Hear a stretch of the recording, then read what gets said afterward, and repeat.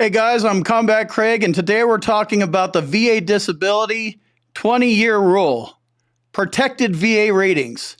This is the only rule where your rating is protected. If a service-connected VA disability has been continuously rated at or above a certain rating percentage for 20 years or more, the VA is prohibited from reducing the rating below that level.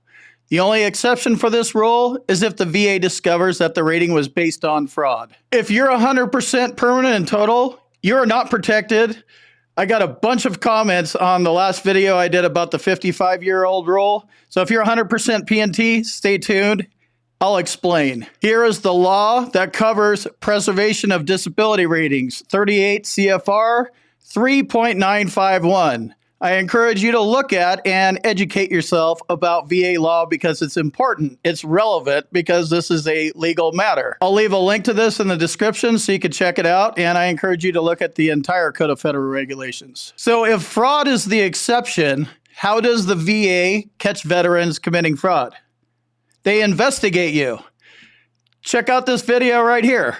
I talk about private investigations. I tell you exactly how it happens and how it goes down. Most veterans don't admit that they're committing fraud, right? They get caught. They get caught by private investigations, a VA Office of Inspector General investigation. They, catch about 5 people a year, something like that. I mean, I'm sure some people have gone in and admitted it to the VA and they get caught that way, but fraud is the exception and they will catch you. So do not file a fraudulent claim.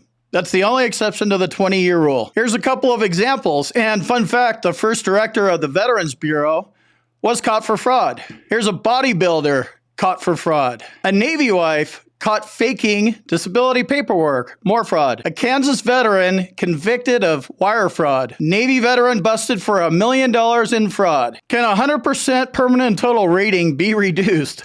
I thought it was as good as gold. I went from 100% scheduler to 100% permanent and total.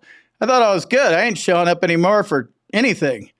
Yeah, it could be reduced because it's not protected under the 20-year rule. There's a possibility that VA 100% PNT ratings could be reduced if any improvements in the condition are discovered. How does the VA discover improvements? They look for them. There's a variety of ways that they do it, but they look to reduce. This is the VA looking to reduce your rating.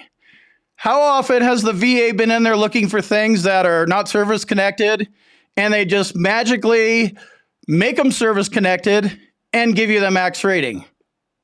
Yeah, that's what I thought, because it doesn't happen. That's not what they do. Watch what you say to VA employees always. Everything's on the record. They write everything down. Go look and make sure what you're saying to VA employees is properly documented. VA employees break the law every single day of the week. When you and I think of the law, we're thinking like consequences, jail time, like stuff like that. Like it's the law.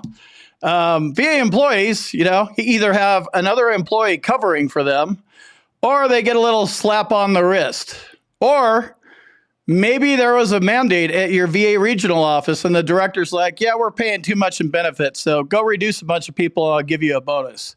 I'm not a VA employee, so I don't know how it works. I just know they're crooked as shit. They're incentivized to cover their asses, cover their own ass, cover their buddy's ass, and who knows what kind of bonus program they have for saving the government money.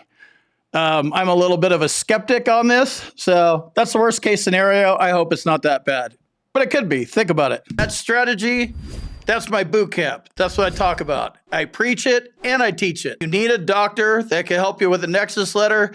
Check out my med team. Here's an email address. Hit them up. Tell them you need a Nexus. VA employees were caught by the OIG. The VA OIG investigated this and found that VA employees were reducing veterans for a variety of reasons. Here's a couple of them. Reducing veterans that were over 55. Reducing permanent disabilities that were not likely to improve. Disability without substantial improvement over 5 years. There goes your 5-year rule. Claims folders contained updated medical evidence sufficient to continue the current disability rating, and they ignored it and went ahead and sent you to a CNP exam, which led to a reduction. They are out there doing this stuff, and they got caught doing it. I'll leave a link to this OIG report so you can read it and know that Like, I don't need to show you examples of this. The OIG caught VA employees reducing veterans. If you enjoy this kind of content, consider subscribing to my channel and maybe hit the like button. And then if you don't like what I'm saying, I don't even know why you'd be watching if you don't like me, but make sure you hit the thumbs down button twice.